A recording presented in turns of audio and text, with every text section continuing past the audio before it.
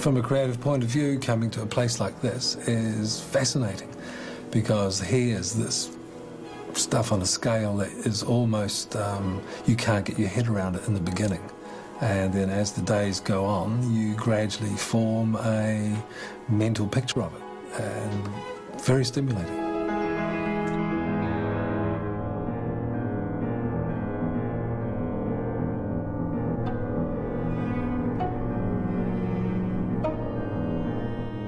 So the thing that strikes me about it underneath the scale is that the scale represents the effort and energy of people. So people are the major resource, and in a collaborative process like filmmaking, the people and the interaction, communication with people is a thing. Once you've got that in place, I think the possibilities are enormous.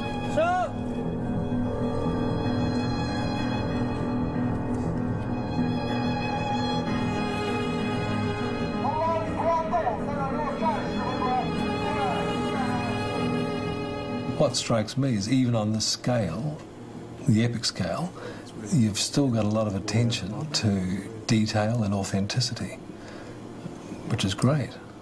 No CGI set extensions required.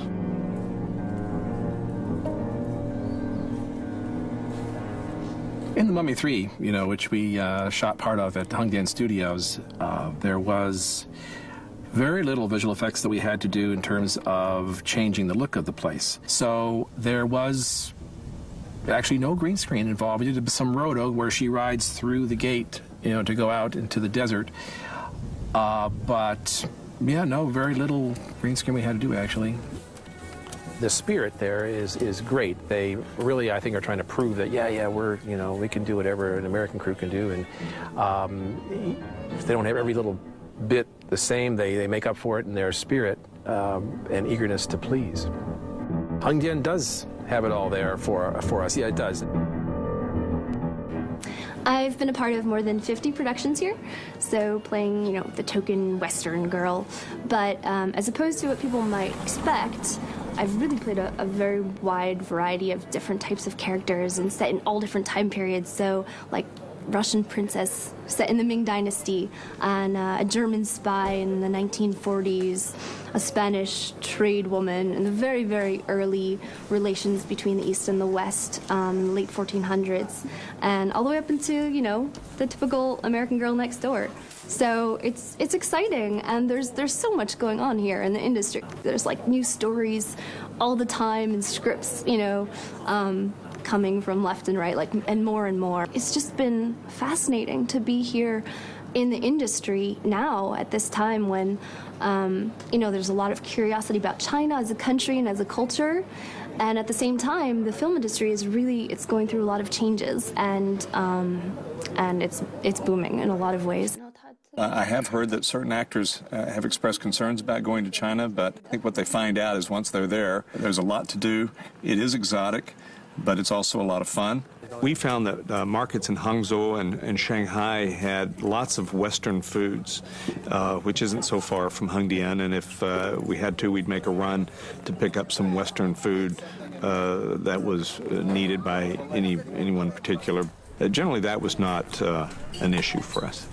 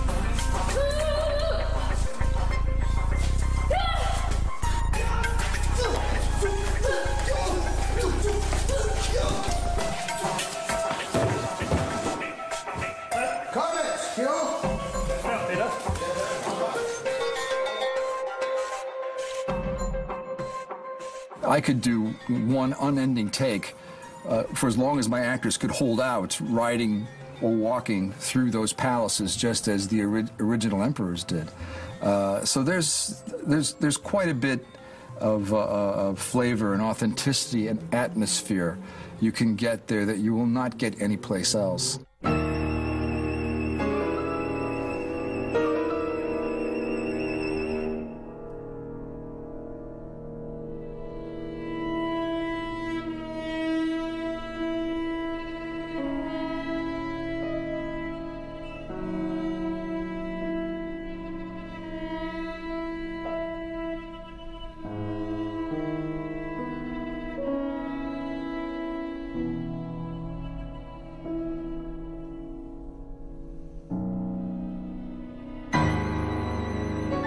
Yes, when I first came to Hengdian, they actually had sound stages then, pretty big ones as well. They've now started to build even more. So in terms of what they're planning to do here and what they're going to be able to do very soon, you know, they must be trebling, quadrupling in capacity every year. It's very impressive, the scale and the ambition. But the sound stages that I've seen them building now are obviously not just larger, but also better fitted out and equipped than the ones that were here 6, 7 years ago. Yeah. With China and the rest of the world, maybe Asia and the rest of the world in general, there are different working styles with crews, and I, as a bilingual production manager, line producer, I'm kind of in the middle of that. But the speed with which Chinese crews are learning and becoming more international is very, very impressive. On the Dragon Pearl, we built several large sets, and we're really pleased with the quality of construction.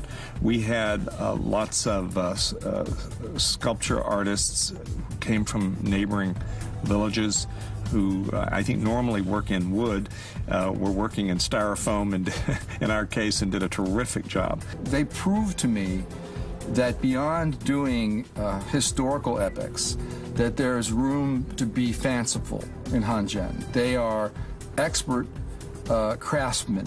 They're stage builders. I mean, they'll build you a stage as well as a set. You can combine those styles and make something completely different with the craftsmen they have available. So it brings set construction back into contemporary cutting-edge filmmaking, and combining that with the nice paint box CGI does give us, I think is going to open the way for new, more organic, realistic-looking films from those eras.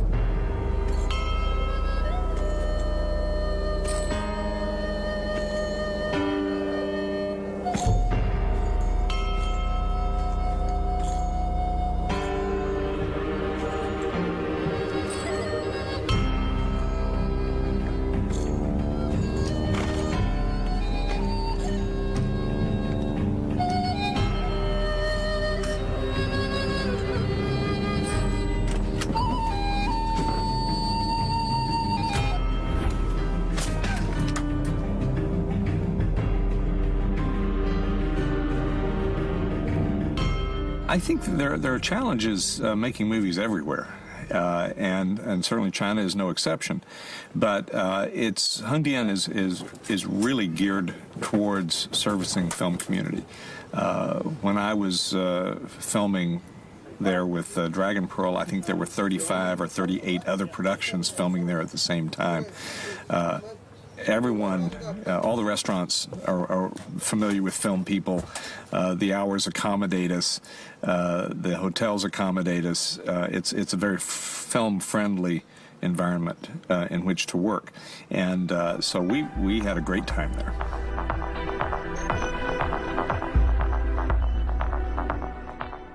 Entertainment in Hengdian is something to consider. There are opportunities in the hotels to set up perhaps like a screening room for the foreign crew, which is what we have done in the past, which seems to work very well, and everyone gets together, has a good time, and watches a few movies. But there is also a lot to do in and around Hengdian.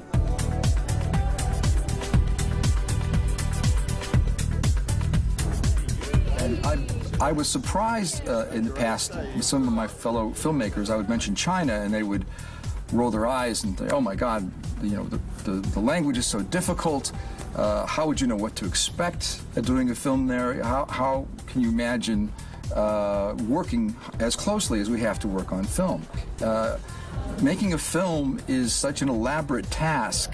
You become a family. Getting to know those people by working with them and seeing them put their hearts out to tell a story we all believe in, that is a blessing. That is truly a gift for a filmmaker, and ultimately a gift for audiences, because they're going to see films like they've never seen before if this trend continues.